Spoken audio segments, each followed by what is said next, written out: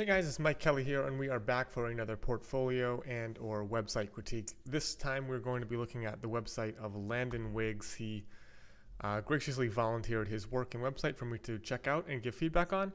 So I'm just going to take 10-15 minutes and go through and suggest any changes to the portfolio, the layout of the site, that sort of thing that might help him along in his business. So here's wigsphoto.com, and this is his landing page. This is the first thing you see when you load up his website. And I really like this photo over here on the left, looking pretty good so far. So let's go ahead and jump right in. We'll go right into his portfolio here. All right, and this is going to land us on his interiors portfolio. Now, I'm on a 5K iMac, so things look a little smaller than it might be on another type of computer. But, what's that? Pinterest, okay. So, we're just going to go through really quick, get a good overview of his portfolio here. Something that immediately jumps out at me is the varying sizes of the image. Like this is super big, fills the entire screen. This is also very large, fills the whole screen. Then you have a couple that are a little bit smaller. I would suggest making everything consistent just for that extra touch of professionalism. Let's see, there's the homepage photo. All right, so something that jumps out at me is there's kind of like a very wide variety of styles in this interior. So like we have something like this, which is very kind of over the top and lush and flowery and floral, and then you have something like this photo right here, which is very minimal, very clean. I would suggest trying to find one sort of style and sticking to it, and then you have a photo like this, which again is like really sort of over the top and lush. It might be okay to just sort of focus on like a modern or contemporary, or because you have so many photos here, I think you could definitely cut a few and have a more impactful portfolio. But again, that really just sort of comes down to what you want to shoot. If you want to be sort of an architectural generalist, or if you just want to focus on a more modern or more traditional aesthetic, because what you have in your portfolio is definitely what you're going to be hired to shoot. So again, looking at this, it looks like at least 35 photos or something. You could probably cut it down to in the range of 20 to 25 for your interiors. And I would also suggest making that a multiple of 3, so you don't have this kind of weird hanging photo down here. Just sort of, again, to make it feel more professional, more well put together, more concise, more filled out, if you will. Because right now it looks like it's just missing a few things, even though it's not. So I would say take a few out, and again, sort of make these multiples of 3, or change the gallery so that you can have like 4 rows or something to have 24 or 25 photos. Just make sure that it's a one solid block and there's nothing hanging on down the end there. So we'll go to his commercial architecture portfolio here. And immediately the same thing. He's got I think he's got 10. I would say, see if you can get 12 and do 4 columns just to make it a nice solid block rather than this incomplete sort of almost there look. And you've only got 10 photos here, and let's see exteriors. I might consider sort of consolidating all of your commercial and residential work into 2 portfolios, just an exteriors portfolio and an interiors portfolio, because if you look at your commercial architecture portfolio right now, it doesn't quite look like there's enough that you are a serious commercial architecture photographer. But again, if you put the residential exteriors along with the commercial exteriors in a single exteriors portfolio, you might get up to somewhere like 15, 20, 25 exterior photos, which would give your portfolio a lot more weight and credibility to it. So I would probably consolidate or trim down the interiors, and I would beef up the exteriors. And again, same problem here with the details and vignettes. You really need to fill out that entire block. And again, some of these could go in the interiors portfolio. And again, you could really just have 2 architecture portfolios, in my opinion. Lastly, you sort of have a product and advertising portfolio.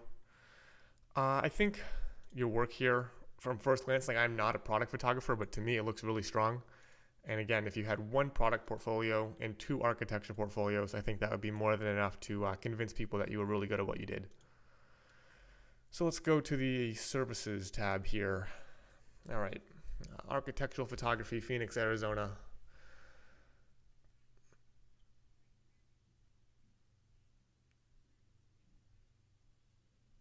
All right, so I'm just kind of reading this, and first of all, this here, interior design architectural photography, is a very specific style of photography that requires technical skill and the proper equipment. That sort of sounds like like Liam Neeson in Taken. It's like, I have acquired a very specific set of skills, and I will kill. It just sort of sounds like a little, you know, too chest poundy for me. And the second paragraph here, this specialized type of photography caters to interior, is just a little too like SEO grabby for me. It's like you tried to keyword it, but it looks a little bit down market as a result. And again, that first paragraph, it just, man, I keep thinking it reminds me of Taken, when he talks to the kidnapper or whatever, and he tells him he's got a very specific set of skills, and I will find you and I will kill you. So I would, either kind of clean that up or hire a copywriter or something to just give you a more concise and professional way of saying that. I mean, let's see. I have many tools in my bag when it comes to lighting spaces creatively.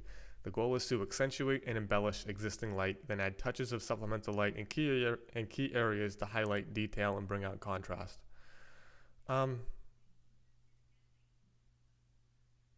This to me, it seems like a little bit of a marketing push / a spiel.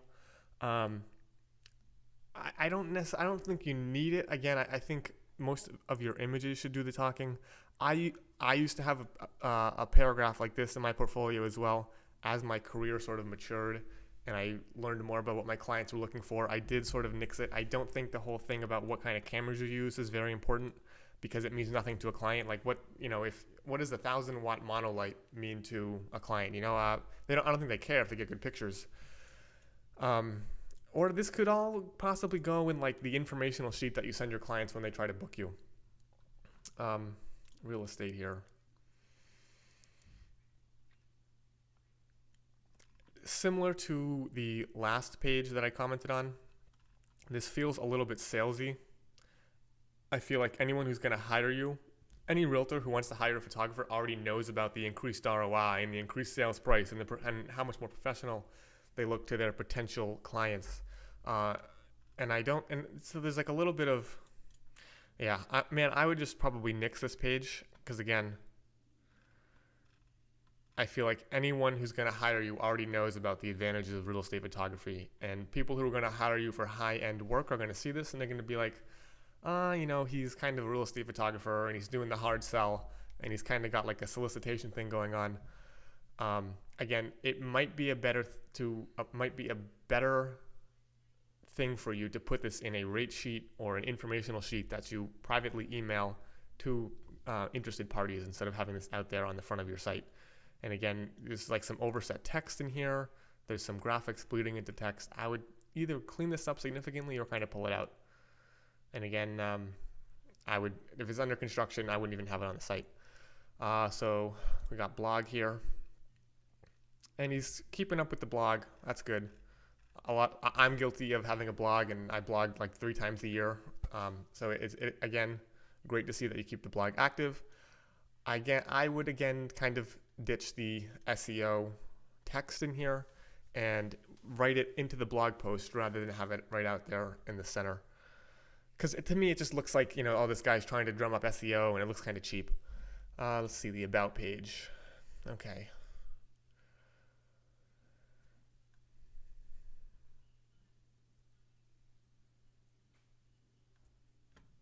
All right, so there's a few little grammar things in here that jump out at me, or like a few sort of incomplete sentences. Third paragraph, first sentence: using natural and artificial light sources, compositing multiple images together, and using various light shaping tools to create the final image. Like, is there a conclusion to this? Again, I would suggest really just paying a couple $100 to a copywriter to get them to write you some text. I used, I think, Wonderful Machine. You don't even have to be a member or on their list, and I used them a few years ago to write my copy. It's changed many times since then, but that's one place that you could look at. It might cost you $100, $200 to get some really professional copy written for your website. The headshot, again, same thing. We're photographers. You got to have a bitchin' awesome headshot. I would pay someone locally, or you got to have photographer friends who can do a headshot for you. This, to me, looks like you set up a selfie in your bedroom or something.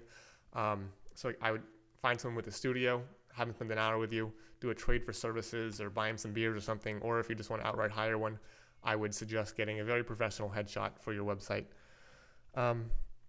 Client list, nothing wrong with that. Testimonials.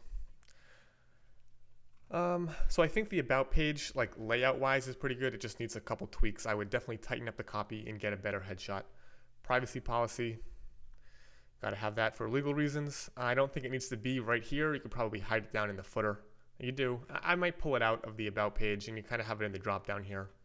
I would just leave it down here. So let's go to the contact page. Yeah, I think this is good. Simple and to the point. I think on the whole, it's just a matter of kind of cleaning up, tightening everything up, and really sort of trying to slim down some of those larger galleries and beef up some of the smaller ones. And then there's just little tweaks here and there that I would do, like the grammar and the headshot. And I think just making those tweaks, I think the layout of the site is really good, but making those tweaks would definitely help you take it to the next level and attract some higher end clients. Again, ditch sort of that real estate salesy stuff, unless you want to do real estate, in which case I would keep it, but I would not put it on the website. I'd put it in some sort of rate sheet or informational sheet that you send to interested clients instead of just having it out there in that sort of messy sort of way. So I hope you found that insightful and helpful. And again, if you want to submit, I've made this open to anyone who has purchased my architectural photography tutorials in the past. I'll put a link to those down in the comments. You can check them out. But yeah, I've gotten a lot of questions about how you can submit your work to these critiques, and these critiques are open to anyone who has purchased one of my architectural photography tutorials, which we make with f-stoppers. Now, I'll put a link to that in the description down below. You can check those out and learn all you want about the tutorials.